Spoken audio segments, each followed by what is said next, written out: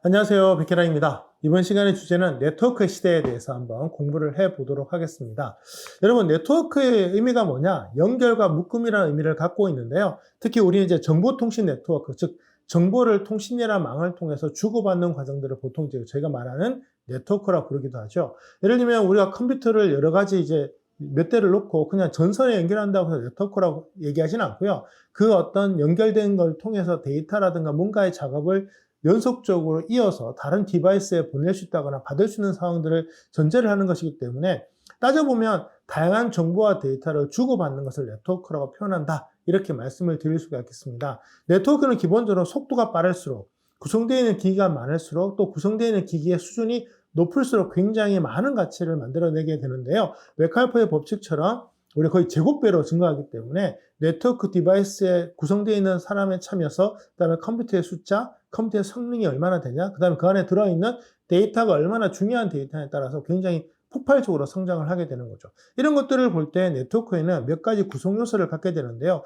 가장 대표적으로 컴퓨터나 스마트폰 같은 디바이스가 일단 연결이 돼야겠죠. 지금이야 당연히 뭐 스마트폰과 컴퓨터가 전부 다 와이파이라든가 무선망을 통해서 연결되어 있다 보니까 네트워크가 너무 당연시처럼 여겨지지만 과거에는 다 유선으로 연결했고 유선도 굉장히 특별한 선으로 연결해야 하기 때문에요. 네트워크 구성할 때 이런 컴퓨터와 스마트폰을 연결하는 게 보통 일이 아니었습니다. 또한 컴퓨터와 스마트폰 외에 프린터도 연결할 수가 있고요. 그다음에 TV도 연결할 수가 있죠. 이런 여러 가지 전자기기들이 연결되면서 수많은 네트워크의 구성 요소가 복잡해지게 되고요. 이런 네트워크를 연결하는 과정에서 허브, 나중에 이제 제가 나중에 여러분들 보시게 되겠지만, 그러면 인터넷선 같은 것들을 모아서 데이터를 여러 가지 모아야 되나. 아마 여러분 댁에 있는 케이블 모뎀 이런 것들 뒷면을 보시면 여러 가지 포트들이 똑같은 모양으로 꽂혀 있다면 그 장비가 허브 역할을 하고 있다고 생각을 하시면 되고요. 그다음에 데이터 입출력 파트에서 그 데이터의 어떤 스위칭이라든가 이런 걸 도와주는 라우터 같은 경우, 사실 라우터 같은 경우는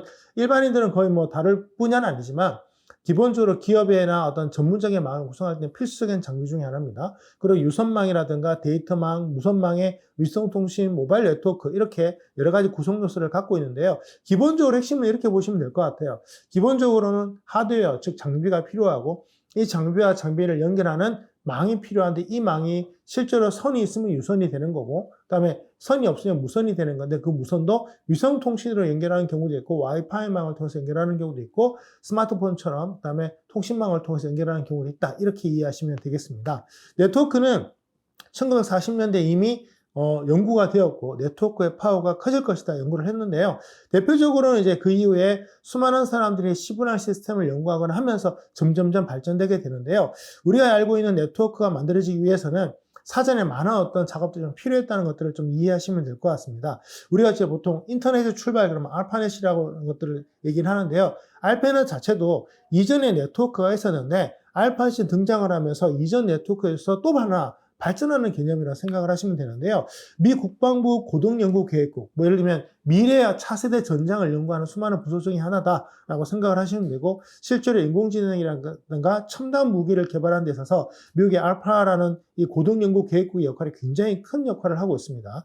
핵전쟁이 일어나더라도 통신을 이을 수 있는 방법을 연구해달라. 예를 들면 우리가 이제 스마트폰 같은 경우도 마찬가지인데요. 기지국을 파괴해버리면 그 인터넷 자체가 마비가 되면서 아무도 쓸 수가 없잖아요. 예를 들면 사고가 나서 화재가 나서 망이 망가지거나 누가 임의로 선을 끊게 되면 망이 망가지는데 이렇게 되면 전시에 통신이 안 되게 되면 굉장히 심각한 일이 벌어지는 거죠. 그래서 특정 지역의 통신망이 마비되었다 하더라도 이 통신망을 우회해서 갈 수 있는 이런 어떤 비상시에 어떤 그 네트워크가 될 수 있는 상태를 연구하기 위해서 만들기 시작을 했는데요. 그 과정에서 패킷 스위칭이라는 개념이 등장을 하고 세계 최초로 패킷 스위칭 기본으로 만들어진 네트워크가 바로 알파넷이라고 생각을 하시면 됩니다.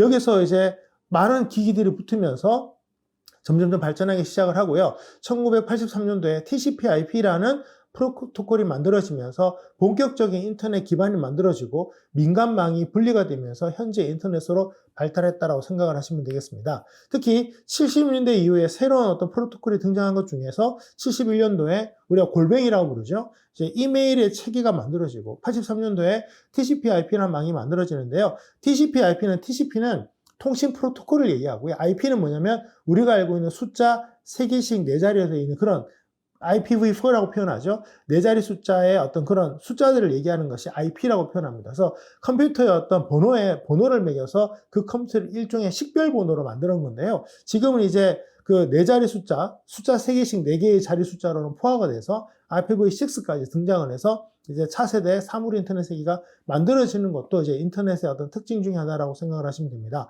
알파넷이 없었다면 인터넷의 발달은 좀 느리지 않았을까 생각을 하는데요. 인터넷의 기원이 무엇이냐에 대해서 뭐 여러 가지 사람들의 주장이 있지만 대체로 보면 알파넷이 등장을 하고 이 알파넷이 성장하는 과정에서 많은 기기들이 연결되고 그 기기들이 민간망으로 분리가 되면서 사실상 인터넷이 시작되었다는 것이 지금의 정설적인 어떤 이론 중에 하나라고 생각을 하시면 되겠습니다. 자, 이렇게 본격적으로 네트워크 역할이 발전하기 시작을 하는데요. 그런 점에서 인터넷 이전과 이후는 네트워크가 굉장히 크게 한번 바뀌기 시작하고요. 그 다음에 유선망과 무선망이 또 한번 바뀌기 시작하고요. 그 다음에 여기서 모바일 이전과 이후도 큰 변화가 있다고 생각을 합니다. 여러분 그 컴퓨터 들고 다니시나요?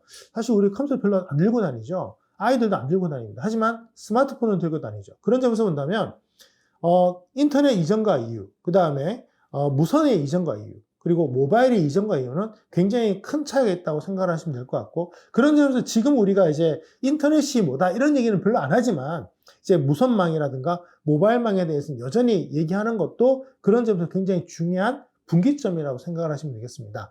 자, 그러면 우리가 인터넷이라는 어떤 네트워크가 존재하려면 뭐가 필요했냐 살펴보려고 하는데요. 우선 이메일 체계가 필요했어요. 우리가 인터넷을 통해서 그 전자이메일 같은 걸 보내지 않습니까? 그러기 위해서는 뭐가 필요했냐면 이메일 체계를 어떻게 만들 거냐, 그 다음에 여기에 도메인 체계를 만들고 이메일을 표기할 때 우리가 말하는 골뱅이 표시를 붙여서 앞에 아이디를 붙이고 이런 체계들이 만들어진 게 71년도라는 거죠. 즉 알파넷이 만들어지고 난 다음에 한참 뒤에 이메일이라는 체계가 만들어졌고요. 그 다음에 TCP/IP라는 통신 규약이 만들어졌고요. 그 다음에 월드와이드 웹이라는 일종의 텍스트인데 이 텍스트를 다른 사람들과 주고받는 과정에서 일종의 텍스트를 어떻게 만들 거냐 해서 월드와이드 웹이라는 어떤 개념이 등장을 하고, 그 다음에 HTML이라는 우리가 마크업 언어라고 부르는데요. 이 문서를 만들 때 이런 체계로 만들자. 그래서 HTML의 L이 랭귀지예요. 그래서 마크업 랭귀지. 그래서 하이퍼 텍스트는 뭐냐면 어떤 텍스트를 눌렀을 때 또 다른 텍스트에 연결되는 겁니다. 그래서 계속 마치 징검다리 타듯이 연결되게 되는 건데요. 이런 개념들을 규정을 한 게 HTML 언어입니다. 그래서 월드와이드 웹과 HTML이 만들어지면서 본격적인 인터넷의 웹페이지, 웹사이트가 이제 등장하기 시작을 하고요. 다음에 이런 웹사이트를 바라볼 때 예전에는 다 텍스트로 바라봤는데 브라우저라는 게 등장을 하면서 웹사이트를 쉽게 만들 수 있고 쉽게 볼 수 있게 만들어졌고요. 이런 것들이 전부 등장을 하면서 지금의 인터넷이 만들어졌다고 생각을 하시면 됩니다. 특히 마지막에 브라우저의 역할은 굉장히 큰 역할을 하게 되는데요. 일반인들이 인터넷 세계를 아주 쉽게 접속하게 만들어주면서 많은 사람들이 인터넷 세계에 들어오게 되었는데요. 우리가 앞에서도 언급을 했지만 네트워크에 많은 참여자가 생기게 되면 네트워크의 가치가 굉장히 폭증한다는 말씀을 드린 바가 있는데요. 그런 것처럼 인터넷 세계에 많은 일반인들이 참여하게 되면서 실제로 인터넷 세계의 가치가 폭증하게 되고요. 이 과정을 열었던 게 바로 이 웹 브라우저의 역할이라고 볼 수가 있습니다. 뭐 넷스케이프라고 웹브라우저가 굉장히 좀 유명했었고요. 그다음에 그 넷스케이프 이후에 MS 익스플로러, 그다음에 애플의 사파리, 요즘 이제 개발하시거라든가 뭐 해외 웹 베이스의 어떤 개발 서비스들을 쓸 때 많이 쓰는 크롬 브라우저도 지금 우리가 많이 쓰는 세계 3대 브라우저라고 볼 수가 있게 되죠. 자, 이런 인터넷이 이제 확장을 하게 되는 과정에서 우리가 수많은 컴퓨터에 연결되었다는 말씀을 드렸는데요. 1986년도에 미국 내에 있는 5개의 슈퍼컴퓨터를 TCP/IP 기반으로 통신망을 구축을 합니다. 자, 앞에 제가 네트워크를 얘기할 때 어떤 얘기를 드렸죠? 구성되어 있는 컴퓨터가 가치가 있으면 그만큼 뛰어나다는 말씀을 드렸잖아요. 자, 슈퍼컴퓨터라는 게 말 그대로 슈퍼하잖아요. 그래서 굉장히 방대한 데이터를 가지고 있고 방대한 용량을 가지고 있고 어마무시하게 빠른 속도를 갖고 있다 보니까 아무래도 슈퍼컴퓨터는 일반 컴퓨터로는 할 수 없는 일들을 많이 하기 때문에 중요한 역할을 하고 있는 거죠. 이런 슈퍼컴퓨터가 연결되다 보니까 또 망이 한번 발달하기 시작을 하고요. 89년도에 CERN, 유럽 입자물 연구소. 사실 이게 물리학 연구기관인데 인터넷 세계에 심심찮게 등장하는 세계 최고의 석학들이 모이는 기관입니다. 여기서 HTML이라는 어떤 것들을 만들어내기 시작을 하면서 이제 확장이 되기 시작을 하고요. 앞서 말씀드렸지만 넷스케이프가 파이어폭스로 연결되었는데요. 이런 좋은 브라우저가 등장을 하고, 그리고 이제 하드웨어도 중요했죠. RC의 칩이 만들어지고 무어의 법칙이 만들어지면서 수많은 하드웨어들이 저렴해지고 개인이 컴퓨터를 가지게 되고 비용이 낮아지고 폭증하기 시작을 하면서 인터넷에 연결되어 있는 또 하나의 디바이스들이 늘어나기 시작을 하는 거죠. 자, 그러면 최근에 사물 인터넷이 도대체 뭔가요? 사물 인터넷은 이름 그대로 모든 사물에 인터넷을 부여하자는 건데요. 네트워크는 기본적으로 많이 연결되면 좋긴 한데 연결하려면 뭐가 필요하죠? 네, 연결되는 장치가 필요해요. 뭐 무선이든 유선이든 간에 망을 연결하려면 망을 연결하는 일종의 장치가 필요한데 생각해 보세요. 단추에 장치를 다는 게 쉬울까요? 쉽지 않겠죠. 그런 점에서는 첨단 기술의 발달 중에 하나가 수용화입니다. 그래서 우리가 인터넷에 연결되는 장치, 그다음에 이런 것들이 센서 같은 것들이 수용화가 가능했기 때문에 사물 인터넷이 기본적인 배경이 되었다는 거고요. 두 번째로는 거기에 선을 다는 것도 쉽지 않겠죠. 선 달아놓고 우리가 옷을 입거나 할 수가 없잖아요. 그렇다면 무선망이 발달되었어야 되는데 이제 초고속 통신망이 발달되면서 수많은 사물 인터넷들이 생겨날 때 연결할 수 있는 터전이 만들어졌고요. 세 번째로는 인터넷 주소, 즉 IPv4 가지고는 도저히 안 됐는데 IPv6가 되면서 전 세계에 어마무시하게 많은 디바이스들을 연결할 수 있게 되면서 우리가 이제 생각하는 사물 인터넷 세계가 열리게 된 겁니다. 사물 인터넷 세계가 열리게 됨으로써 이제 정말 웬만한 기기는 전부 다 인터넷 네트워크에 연결되는 시기가 되었기 때문에 정말 데이터 상으로도 지금까지와는 차원이 다른 시대를 우리가 살 수밖에 없고 앞으로 이런 수많은 디바이스들이 연결되어 있다는 얘기는 데이터를 받기도 하지만 줄 수도 있기 때문에 예를 들면 단추에다가 명령을 내린다? 그게 어떤 일일지 모르겠지만 예를 들면 단추가 색깔이 바뀐다면 내가 원할 때 앱으로 내 단추 색깔을 조성할 수 있게 되는 거죠. 그런 수많은 어떤 상상력 같은 것들이 이제 구현될 수 있는 시대가 열렸다고 생각을 하시면 됩니다. 자, 우리나라에도 인터넷이라는 게 열렸는데요. 우리나라는 세계적인 인터넷 네트워크의 강국인데요. 여기서 중요한 분이 한 분 계셔서 제가 일부러 이분 중심으로 한번 정리를 해봤습니다. 현재 카이스트 명예교수님이신 정길남 교수님이라는 분이 82년도에 우리나라에 이제서 처음으로 이제 인터넷이란 네트워크를 만들게 됐는데요. 이게 한국 최초이자 세계 두 번째 일이라고 합니다. 그런 점에서 본다면 한국이 인터넷의 어떤 대명사의 나라 중에 하나가 될 수밖에 없었던 이유도 먼저 시작했기 때문인데요. 현재 세계에서 인터넷 속도가 가장 빠르고 세계에서 PC와 모바일 기기 보급률이 가장 높은 나라 등 거의 모든 인터넷 IT 지표에서 대한민국이 1위 아니면 상위권을 유지하게 된 어떤 그 출발점이 이런 멋진 분들의 활약이 있었기 때문에 가능하지 않았나 생각을 합니다. 자, 그리고 이제 우리가 모바일 통신 얘기할 때 3G, 4G, 5G 얘기를 하는데요. 자, 3G와 4G, 5G의 특징을 좀 간단하게 말씀을 드리자면 모바일 통신 자체는 기본적으로 알고 계시죠? 그러면 3G의 특징이 뭐냐? CDMA라고 해서 쉽게 얘기하면 코드 분할이에요. 즉 기존의 주파수를 아주 잘게 보내서 그 하나의 어떤 주파수 안에 여러 개의 통신을 가능하게 만들면서 3G가 만들어졌는데요. 그전에는 저희가 이제 CT폰 같은 거 써보면 동시에 한 기지국에서 여러 사람이 전화를 하면 그 다음 사람이 전화를 못했어요. 그리고 사용자가 몰리게 되면 끊어졌는데 CDMA 기술이 발달하기 시작을 하면서 같은 그 주파수 혹은 같은 기종 내에 접속할 수 있는 사람들이 굉장히 많아지게 됐죠. CDMA는 이제 주파수가 디지털로 전환되는 대표적인 또 계기가 됐고요.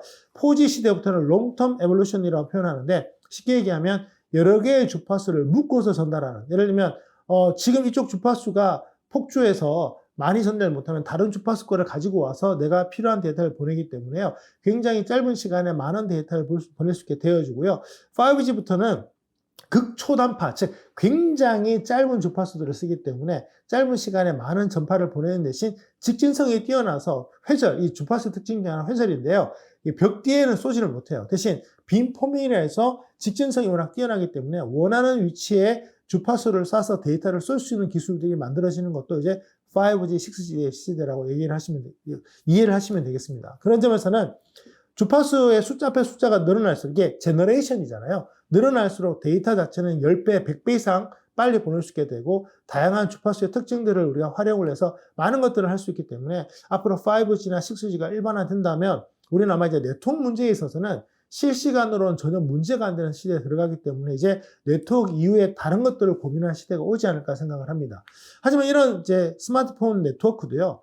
일정한 기지국을 벗어나면 끊어지죠. 그런 점에서는 이제 위성통신 시대가 만들어지는데요. 우리가 지금 뭐 내비게이션 쓸 때 쓰는 GPS 같은 게 대표적인 위성통신망이라고 볼 수가 있는데 지금 지구 전역에 사실 위성들이 다 깔려 있어요. 여기에서 우리가 이제 위성통신을 별도로 구분한 게 아니라 위성으로 인터넷을 사용하자는 측면에서 현재 그 스타링크 프로젝트라고 해서 그 앨런 머스크의 어떤 회사들이 지금 작업을 하고 있는데요.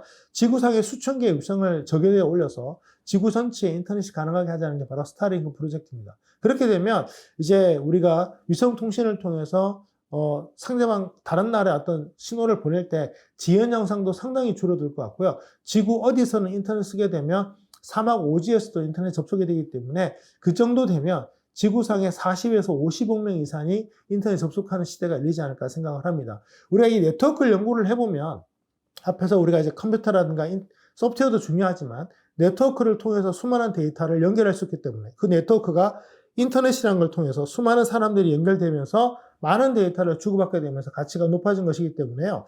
컴퓨터의 역사보다 네트워크의 역사가 지금 우리에게는 좀 더 큰 영향력을 주고 있지 않나. 그리고 앞으로 우리가 컴퓨터는 이제 뭐 최신형 컴퓨터를 사지 않는다고 해서 크게 부담을 못 느끼지만 오히려 네트워크는 항상 최신을 유지하지 않으면 왠지 안 될 것 같은 그런 느낌을 좀 갖고 있지 않습니까? 물론 같이 가는 경향도 있긴 합니다만 기본적으로 네트워크의 발전 속도가 이 디바이스의 발전 속도를 상회하는 경우도 존재하기 때문에 앞으로 네트워크로 인해서 같은 장비인데 네트워크가 변경됨으로써 우리의 어떤 생활이라든가 비즈니스가 바뀌는 현장도 많이 경험하지 않을까 생각을 합니다. 앞으로 등장할 5G, 6G도 굉장히 기대가 되고요. 뭐 양자연 통신이라든가 이런 것들이 또 발달하게 되면 우리가 또 지금까지 경험하지 못했던 새로운 차원의 네트워크가 등장할 것이기 때문에 비즈니스 측면에서도 많은 변화가 예상된다고 볼 수가 있겠습니다.